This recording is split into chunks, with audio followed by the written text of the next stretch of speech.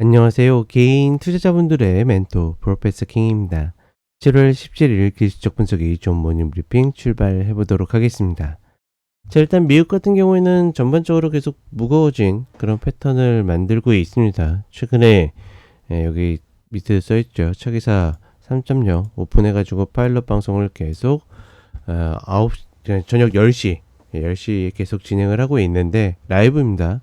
진행을 하고 있는데 계속 매도 방향만 좀 노리고 있죠. 그래서 뭐 결과적으로 계속 나쁘지 않은 흐름을 보이고 있는데 이렇게 계속 좋지 않은 패턴들, 특히나 어제는 일봉에 관한 흐름들을 이야기 드렸는데 그럼에도 불구하고 계속 수급이 좀 지수를 받치는 그런 모습을 계속 보여주고 있습니다.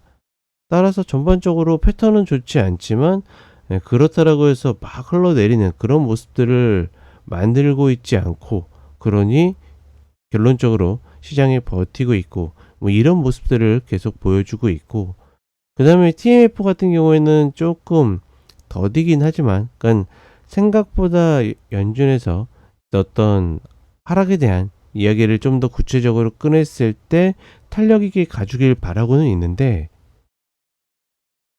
생각보다 반응이 그냥 뜨뜻미지근한 그런 모습을 보여주고 있죠. 다만 그럼에도 불구하고 TMF는 중간에 포기하기보다는 아무리 못 가도 최소한 65불, 그리고 그 위에 75, 85 이런 라인들을 노려야 된다. 뭐 이렇게 이야기를 드리고 싶고, 한국 같은 경우에는 조금은 아수라장이라고 생각을 합니다.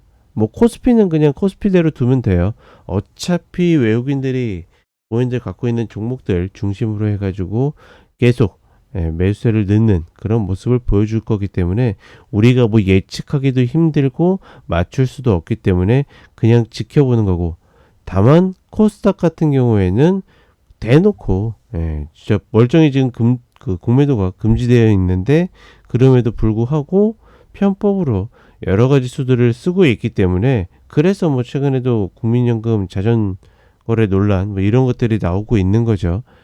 그런 흐름들이 계속 나오고 있기 때문에 결국은 2차 전지가 다시 저점을 깨면 829 마디도 깰 가능성이 높다. 근데 만약에 지켜낸다라 그러면 이 라인 지키고서 반등을 하는 모습을 보여주겠죠. 그런 식으로까지 거의 뭐 몰려있기 때문에 사실 그러니 뭐 많은 개인 투자자분들이 이 시장을 떠나고 있는 거죠. 그런 상황임에도 불구하고 여전히 개선의 여지가 없다라는 것은 사실 저리 싫으면 중이 떠나라는 그런 걸로밖에 받아들일 수가 없습니다. 그렇다 보니 상당히 좀 조심을 해야 되고, 다만 말 그대로 어떤 방향으로 흘러가든지 내가 존버하기로 결정했다라 그러면 그냥 무시하면 되는 거고, 그렇지 않다라 그러면 반드시 컷과 효율을 지킨다. 이 정도로만 인지하시면, 물론 이제 상황이 불리하고 좋지 않지만 아직까지는 해볼 만한 가치가 있다. 이렇게 보시면 되겠습니다. 자, 이렇게 이야기 드렸고 저는 차트 한번 보도록 하겠습니다. 자, 나스닥 선물 30분 흐름인데 어제 같은 경우에도 하방 압력을 받으면서 이탈에 가까운 흐름을 보여줬지만 다시 120편 구간으로 올라오면서 여전히 강한 모습을 보여주고 있고, 어제는 좀 재밌었던 게 시가총액 상위 종목들이 대부분 하락했음에도 불구하고 그 아래 종목들이 대부분 올랐기 때문에 지수가 나름 균형을 잡으면서 좀 버티는 그런 모습을 보여줬다.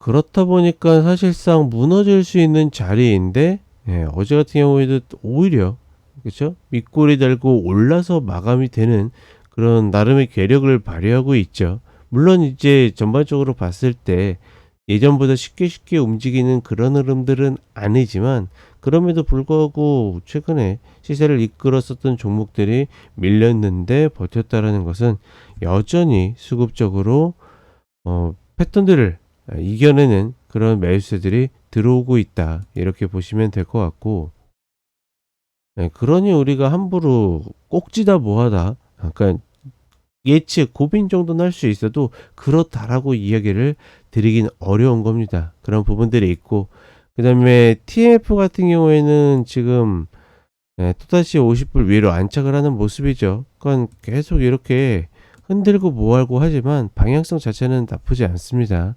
기본적으로 최소한 못 가도 65불까지는 보는 흐름. 그럼 뭐 45불에서 매수했으면 배당이랑 이런 것들 감안하게 되면 거의 50% 정도 되겠죠.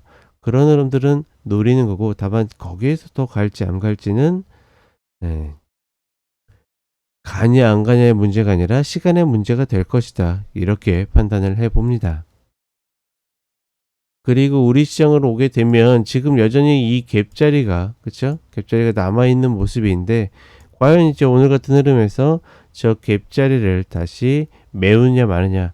갭은 갭으로 남아있을 때 조금 더 효과가 있고, 그다음에 계획을 짜는 거지, 메워진다라 그러면 굳이 그 이후까지 고민할 필요는 없다.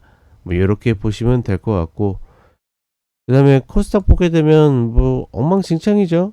지금 뭐 말 그대로 공매도가 금지된 시기임에도 불구하고 버젓이 공매도가 활동하고 있다라는 거는 불법이 아니라 편법.